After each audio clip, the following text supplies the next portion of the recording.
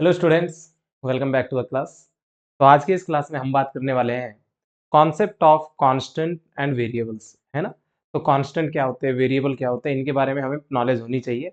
अगर कॉन्सेप्ट आपको अच्छे से समझ में आ जाए, कांस्टेंट किसे कहना चाहिए, वेरिएबल किसे कहना चाहिए, तब आप पढ़ सकते हैं फंक्शन क्या होता है ना। तो ये वाली टॉपिक को आज डिटेल में पढ़ते हैं। तो चलिए बिना देर करे शुरू करते हैं। पहला टॉपिक जो है वो है कांस्टेंट। क्या चीज है? कांस्टेंट। कांस्टेंट क्या होता है? जो सॉरी, जो बदलता नहीं है उसे क्या कहते हैं हम? कांस्टेंट। अब क्या नहीं बदल सकता है ना। अब फॉर एग्जांपल मान लेते हैं कि एक दिन के अंदर कितने घंटे होते हैं, मानना क्या है, होते ही है ना, 24 घंटे होते हैं। तो अब ये वाला कैसा है? कभी 24 घंटे, कभी 12 घंटे, कभी 13 घंटे, ऐसे हो सकता है क्या? नहीं। हमेशा ये क्या होगा? 24 आवर्स का ही वन डे होगा। सही है। और एक वीक के अंदर कितने दिन होते हैं? 7 डेज होते हैं, है ना। तो ये सभी कैसे हैं? कॉन्स्टेंट है ना। मतलब ये कभी ऐसा नहीं होता कि कोई वीक ऐसा आ गया जिसके अंदर 5 डेज ही निकले हो, है ना, ऐसा हो ही नहीं सकता है। तो हर वीक के अंदर समथिंग 7 डेज होंगे, है ना। और हर डे के अंदर 24 आवर ही होंगे, और एक घंटे के अंदर 60 मिनट ही होंगे। ये वाला कांस्टेंट है। जब भी कोई चीज ऐसे पूरा सर्कल घूमती है तो उसका एंगल 360 होगा। कभी ऐसा नहीं होता है कि किसी स्कूल में गए हम, वहां पे ऐसे घुमा के देखे तो वहां पे 540 निकल रहा है ना, ऐसा नहीं हो सकता है। राइट। तो ये चीजें हैं जो बदल नहीं रही है, जो हर जगह सेम है, हर वक्त सेम है, तो ऐसी वाली चीजों को हम क्या कहेंगे? कॉन्स्टेंट्स कहेंगे। क्या कहेंगे? Constant. Constant is nothing but anything that is not changing with time और प्लेस। जो जगह के साथ या फिर वक्त के साथ नहीं बदल रहा है उसे क्या कहना चाहिए? कांस्टेंट। उसमें से कुछ एग्जांपल मैंने रखे हैं फिजिक्स के अकॉर्डिंग, है ना। जैसे कि एक इलेक्ट्रॉन है तो उसका जो मास होता है वो हमेशा 9.1 इंटू 10⁻³ होगा सभी इलेक्ट्रॉन्स के लिए, है ना। नेक्स्ट, जो इलेक्ट्रॉन के ऊपर चार्ज होता है वो हमेशा 1.6 इंटू 10⁻19 कूलम के बराबर ही होगा। कोई किसी इलेक्ट्रॉन का ज्यादा किसी का कम ऐसा नहीं हो सकता, सभी इलेक्ट्रॉन के लिए सेम चार्ज रहेगा। Clear. Next, speed of light जो वैक्यूम में होती है वो हमेशा कितनी होती है? 3 लाख किलोमीटर पर सेकेंड। मतलब ये फिक्स है। चाहे मैं कैलकुलेशन करूं, चाहे आप करो, चाहे कोई और साइंटिस्ट करे, कोई भी कर ले तो कैलकुलेशन ये वाले डाटा हमेशा फिक्स रहेगा। तो ये सभी क्या है? कॉन्स्टेंट्स। आई होप कॉन्स्टेंट का मतलब आपको समझ में आया होगा, है ना। तो चलिए आगे देखते हैं। अगला टॉपिक क्या है? वेरिएबल। अब वेरिएबल क्या होते हैं? जो वेरी करते हैं, है ना, जो बदलते हैं। तो बदलने वाली चीजों को हम क्या कहेंगे? वेरिएबल्स। ठीक है। अब वेरिएबल में क्या क्या आ सकता है? जैसे कि मेरी हाइट है। मैं जब पैदा हुआ था तो तब मेरी हाइट इतनी नहीं थी। धीरे धीरे वक्त के साथ मेरी हाइट क्या हो रही है? बढ़ रही है। अब एक टाइम के बाद मेरी हाइट बढ़ना क्या हो जाएगा? कांस्टेंट हो जाएगा। राइट। लेकिन तब से लेके अब तक तो बड़ा हूं, है ना। और इस रूम का जो टेम्परेचर होता है मॉर्निंग टाइम में कम होता है, आफ्टरनून में थोड़ा थोड़ा बढ़ते चला जाता है, फिर इवनिंग आते आते घटता चला जाता है ना। तो इसका मतलब इस रूम का टेम्परेचर भी कांस्टेंट नहीं है, ये बदल रहा है। जो भी बदलने वाली चीजें होंगी वैसी वाली चीजों को हम क्या कहेंगे? वेरिएबल्स। क्या कहेंगे इनको? Variables. Variable is nothing but anything that is changing with time और प्लेस। जो टाइम और प्लेस के साथ बदल रही होंगी तो वैसी वाली चीजों को हम क्या कहेंगे? वेरिएबल्स। आई होप ये आपको समझ में आया होगा। वेरिएबल के लिए एग्जांपल मैंने बता दिया कि टेम्परेचर ऑफ एटमॉस्फेयर, है ना। मॉर्निंग से इवनिंग तक एटमॉस्फेयर का टेम्परेचर सेम नहीं रहता है, बदलते रहता है। Next, age of a body. कोई भी बॉडी हो, इंसान में हो या फिर कोई पत्थर हो, इन सब का एज होता है ना, कि ये कब बना था, कितने साल तक हुआ है, ऐसे सभी उन सभी का एज होता है। तो वो एज भी जो है फिक्स नहीं होती है, वो एज बढ़ते रहती है ना। आई होप वेरिएबल क्या है आपको समझ में आया होगा, कांस्टेंट क्या है आपको समझ में आएगा। इतना याद रखेंगे कि जो नहीं बदलेगा वो कांस्टेंट है, जो बदलेगा वो वेरिएबल। अब जो वेरिएबल है बेसिकली दो टाइप के होते हैं। कितने टाइप के होते हैं? दो टाइप के। कौन से है वो? एक होता है इंडिपेंडेंट वेरिएबल, दूसरा होता है डिपेंडेंट वेरिएबल। इनका नाम खुद बता रहा है ना कि इंडिपेंडेंट मतलब जिसका किसी और के ऊपर कोई लेना देना नहीं है ना, जो अपनी मर्जी से बदल रहा है। राइट। जिसकी वजह से दूसरी चीजें बदल सकती है लेकिन वो किसी और की वजह से नहीं बदल सकता है, तो ऐसी वाली चीजों को हम क्या कहेंगे? इंडिपेंडेंट। और ये दूसरा वाला नाम खुद बोल रहा है कि डिपेंडेंट वेरिएबल, है ना। ये बहुत बता रहा है कि ये किसी के बदलने से ये बदलेगा, है ना। अगर कोई चीज बदल रही है तो उसके रेस्पॉन्स में ये वाला बदल रहा है, तो इसे क्या बोलेंगे हम? Dependent variable. जो बिना किसी के बदले खुद ही बदल रहा है वो क्या है? Independent variable. अब ऐसी कोई सी चीज होगी जो आपको लगे कि ये इंडिपेंडेंट है ना। जो टाइम है, टाइम किसी को देख के नहीं बदलता है। वो डे टू डे अपने आप हर सेकंड बदलता रहता है, बदलता रहता है, बदलता रहता है। वो किसी की और की वजह से नहीं बदल रहा है, वो खुद का खुद ही बदल रहा है। तो इसे हम क्या बोल सकते हैं? Independent variable. अब बाकी जितनी भी चीजें बदलेंगी वो सब टाइम के साथ ही बदलेंगी। किसके साथ बदलेंगी? टाइम के साथ। यानी कि टाइम के अलावा बाकी जो चीजें आएंगी वो डिपेंडेंट में आ सकती है, लेकिन टाइम कभी भी डिपेंडेंट में आना पॉसिबल नहीं है। आई होप आपको समझ में आ रहा होगा। वेरिएबल मतलब बदलने वाली चीजें जो किसी और के ऊपर डिपेंड ना करती हो, अपने मर्जी से कुछ भी बदलते रहता है, ऐसे वाले वेरिएबल्स को हम कहेंगे इंडिपेंडेंट। जो किसी के बदलने से खुद बदल रहा है तो इसे क्या बोलेंगे हम, डिपेंडेंट वेरिएबल। तो आई होप ये वाला आपको समझ में आया होगा। चलिए आगे बढ़ते हैं। यस, डिपेंडेंट वेरिएबल वही जो कि दूसरे के बदलने से ही इसमें कुछ चेंजेस आ जाएंगे तो उसे हम क्या कहेंगे, डिपेंडेंट वेरिएबल। अब कैसे, एग्जांपल देखना, area of circle depends on radius of circle. अब बताइए अगर मैं छोटा सर्कल ड्रॉ करता हूं, है ना, तो इसका रेडियस छोटा है तो इसके अंदर आने वाला एरिया भी छोटा होगा। अगर मैं बड़ा रेडियस रख के सर्कल बनाऊं तो आप बताइए रेडियस मैंने बड़ा कर दिया तो इसका एरिया भी तो बढ़ गया। समझ आ रहा है आपको? तो यहाँ पे जो एरिया है सर्कल का वो किस बात पे डिपेंड कर रहा है, वो डिपेंड कर रहा है कि रेडियस कितना है। अगर रेडियस कम होगा तो इसका एरिया भी कम आएगा, अगर रेडियस ज्यादा होगा तो इसका एरिया भी ज्यादा आएगा। आई होप आपको समझ में आया होगा। तो यहाँ पे जो एरिया ऑफ द सर्कल है ये है आपका डिपेंडेंट वेरिएबल। क्या है, डिपेंडेंट वेरिएबल। और जो रेडियस है ये क्या है, इंडिपेंडेंट वेरिएबल। आई होप आपको समझ में आया होगा। तो चलिए आगे बढ़ते हैं। यस, अब यहाँ पे एक नया टॉपिक आता है जो कि बहुत इंपॉर्टेंट है, आपको समझना चाहिए इसको। ये अगर आप समझ जाते हैं तो फिजिक्स में बहुत जगहों पे आप इसको इस्तेमाल करेंगे, है ना। तो देखना इसमें, फंक्शन, फंक्शन कुछ नहीं है। फंक्शन क्या है, इंडिपेंडेंट वेरिएबल और डिपेंडेंट वेरिएबल के बीच का कनेक्शन है। ये इसके कैसे बदलने से ये कैसे बदलेगा, है ना, मतलब ये कितना बदलने से ये कितना बदलेगा, समझ रहे हो आप। इंडिपेंडेंट वेरिएबल कितना चेंज करने से डिपेंडेंट वेरिएबल में कितना चेंज आएगा, तो ये कौन डिसाइड करेगा, वो डिसाइड करेगा फंक्शन। कौन डिसाइड करेगा, function. Function is nothing but the relation between dependent variable and independent variable. I hope आपको समझ में आया होगा। ये कैसे है मैं अभी आपको थोड़ी देर में बता दूंगा। मान लीजिए कि मेरे पास जो y है वो डिपेंडेंट वेरिएबल है, y कोई चीज है ना, डिपेंडेंट वेरिएबल है। और ये डिपेंड कर रहा है किसके ऊपर, x के ऊपर, जो क्योंकि x हमारा कैसा वेरिएबल है, इंडिपेंडेंट वेरिएबल। तो मैंने दो वेरिएबल चूज किए, एक y दूसरा x। y को मैंने बोला डिपेंडेंट वेरिएबल और x को बोल दिया मैंने इंडिपेंडेंट वेरिएबल। तो अब देखना इसमें, तो हमने इसको रिप्रेजेंट किया किस तरीके से, y is equal to f of x. इसे क्या बोल के पढ़ेंगे हम, एफ ऑफ एक्स, यानी कि y is a function of x। इसको पढ़ने का तरीका क्या है, y is a function of x, यानी कि y x पे डिपेंड करेगा। सो y depends on x। I hope यहां तक समझ में आया होगा आपको। तो चलिए आगे देखते हैं। हाँ यहाँ पे देखिए, a equal to pi r square, ये तो जानते ही हैं हम, है ना। तो ये हमने 9th या 10th क्लास तक अभी पढ़ के ही आए हैं इसको, है ना। Area of the circle is pi r square, है ना। तो यहाँ पे देखना, ये जो एरिया है किस पे डिपेंड करता है, रेडियस पे, राइट। रेडियस पे डिपेंड कर रहा है।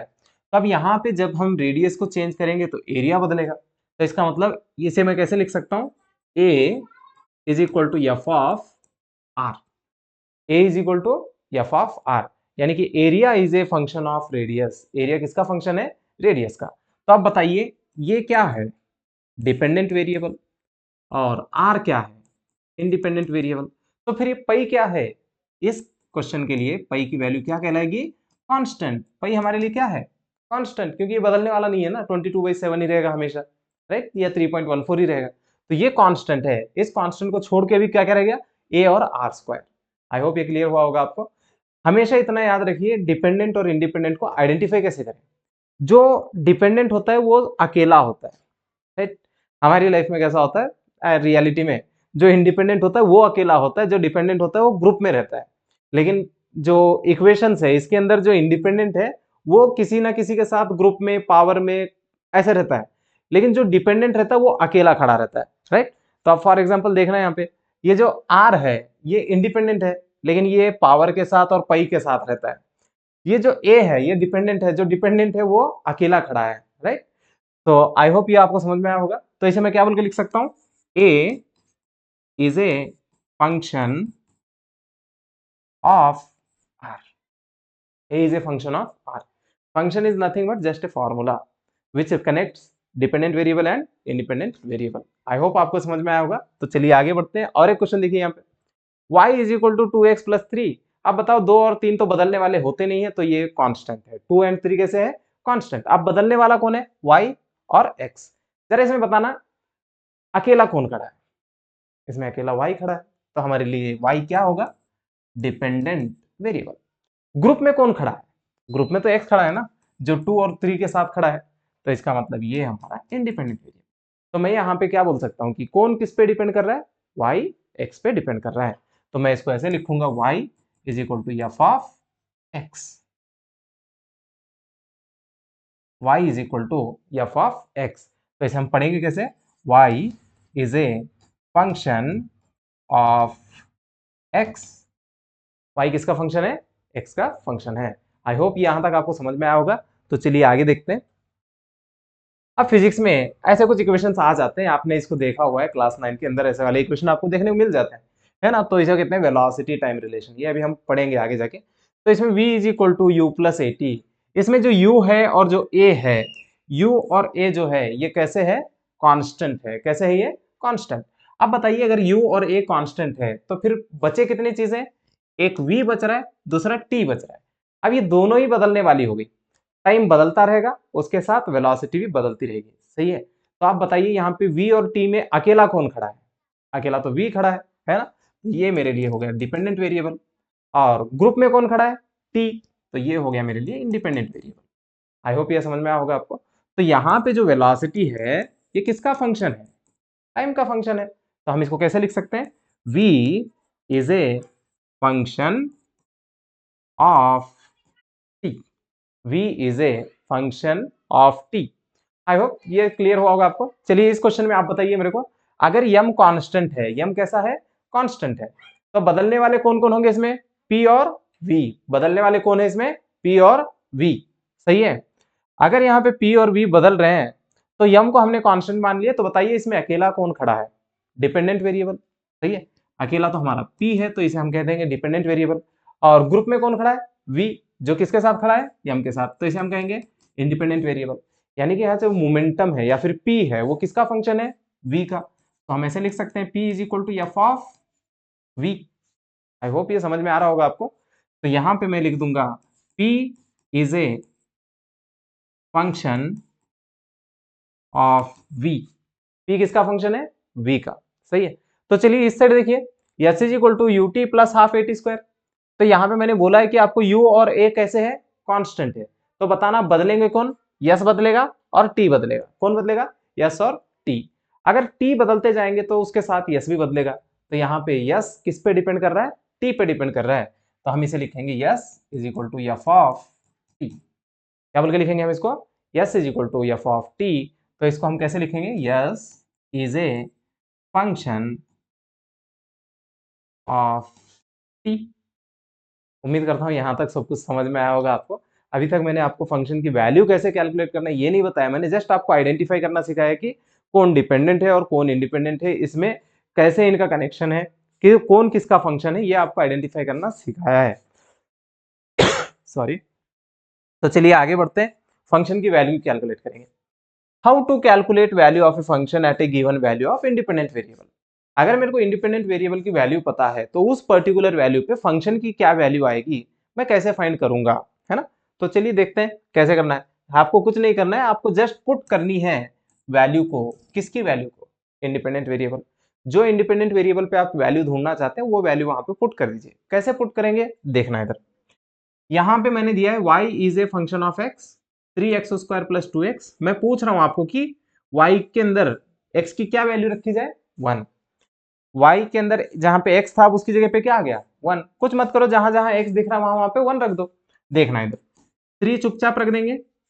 अगर x की जगह पे 1 रख दूंगा तो 1 का स्क्वायर क्या आएगा, रख ही देते हैं, प्लस फिर 2 एज इट इज, x की जगह पे क्या रखा जाए, 1।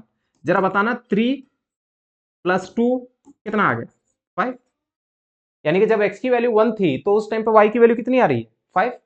तो चलिए सेकंड वाला ट्राई करके देखिए, चेक करना जल्दी से। जहां x दिख रहा है वहां पे 2 रख दो, इसके अंदर रख के मेरे को बाद में आंसर कमेंट कर देना। नेक्स्ट, यही वाले क्वेश्चन में y ऑफ -3 ढूंढना है, यानी कि x की जगह पे हमें क्या रखना है, -3। रख के देखते हैं, 3 इंटू -3 स्क्वायर प्लस 2 इंटू -3 बराबर। तो ये क्या हो जाएगा, 3 इंटू -3 का स्क्वायर कितना, 9 प्लस 2 इंटू -3, जरा बताना ये कितना हो गया, 27 प्लस इंटू माइनस -6, तो टोटल आंसर कितना आ गया, 21। यानी कि जब x की वैल्यू 1 रहेगी, सॉरी x की वैल्यू -3 रहेगी, तो उस टाइम y कितना आएगा 21। उम्मीद करता हूं ये समझ में आया होगा आपको क्वेश्चन। इसका आंसर कमेंट कर देना मेरे को, राइट। तो चलिए आगे देखते हैं। क्वेश्चन में क्या बोला गया है, किसी बॉडी का डिस्प्लेसमेंट टाइम के साथ बदल रहा है इस इक्वेशन के अकॉर्डिंग। आपको पूछा गया है यस की वैल्यू क्या होगी जब टाइम 1 होगा, जी यस की वैल्यू क्या होगी जब टाइम 0 होगा, यस की वैल्यू क्या होगी जब टाइम 2 होगा। तो चलिए ट्राई करते हैं। यस ऑफ 0, सॉरी 1 कर लेते हैं। यस ऑफ 1, हाँ हमें कुछ नहीं करना है, जहां जहां पे टी दिख रहा है वहां वहां पे क्या पुट करना है, 1 पुट करना है। तो देखना इधर 9 इंटू 1 स्क्वायर -8 इंटू 1 प्लस 10, सही किया मैंने। तो यहां से ये वाला 9 -8 प्लस 10, बताना 9 -8 कितना होता है 1, 1 प्लस 10 कितना होता है 11। यानी कि जब टाइम 1 सेकेंड था तो उस टाइम पे जो डिस्प्लेसमेंट आ रहा है वो कितना है 11 मीटर, है ना। आई होप ये समझ गए होंगे आप। तो चलिए जल्दी से ये वाला कमेंट करिए मेरे को, यस ऑफ 0 कितना आएगा, है ना। यस ऑफ 2, ये भी आपको ही करना है, ये दोनों के आंसर आप कमेंट करेंगे, राइट। तो चलिए आगे बढ़ते हैं। इस क्वेश्चन में आपसे पूछा गया है calculate the value of f of x at x equal to 4। तो यहाँ पे एफ ऑफ एक्स दे रखा है आपको 1 डिवाइड बाई 2x प्लस 9, आपको x की वैल्यू कितनी रखनी है 4। तो यहाँ पे देखना आप x की वैल्यू अगर 4 रखेंगे तो इसको क्या लिखेंगे आप, f of 4 which is equal to 1 divided by 2 into जहां पे x है वहां पे क्या रखना है मेरे को 4 प्लस ये वाला 9, बताना कितना होगा ये 2 into 4 8 plus 9 which is equal to 1/17। खत्म, इतना सही, कुछ नहीं करना है। इंडिपेंडेंट वेरिएबल की जो वैल्यू होगी आपको पुट कर देनी है इक्वेशन में। तो नेक्स्ट अगला वाला क्या पूछा है, एफ ऑफ ए, जहां एक्स है वहां पे ए पुट कर देंगे। तो यहाँ पे ए रख देंगे तो क्या होगा 1 डिवाइडेड बाई 2 ए प्लस 9, बस इतना सही। आई होप ये क्लियर हुआ होगा आपको। जो भी कॉन्सेप्ट मैंने आपको समझाया आज, कांस्टेंट क्या होते हैं, वेरिएबल क्या होते हैं, फंक्शन क्या होता है, फंक्शन की वैल्यू किस तरीके से फाइंड की जाती है, उम्मीद करता हूं कि इसमें से कुछ ना कुछ आपको समझ में आया होगा। अगर वीडियो अच्छा लगा हो और कॉन्सेप्ट आपका क्लियर हुआ हो तो आप मेरे को वीडियो के नीचे कमेंट करिए और उसके बाद अपने दोस्तों के साथ शेयर करिए, राइट। तो जितना आप शेयर करेंगे मैं उतना मोटिवेट होता रहूंगा और आपके व्यूज और लाइक्स आते रहेंगे तो मेरे को फिर नेक्स्ट वीडियो बनाने का मन करता रहेगा, राइट। उम्मीद करते हैं कि आप अच्छे से समझ रहे होंगे सारे कॉन्सेप्ट्स। तो पढ़ते रहिए, फिर मिलेंगे अगली क्लास में, तब तक के लिए बाय, टेक केयर।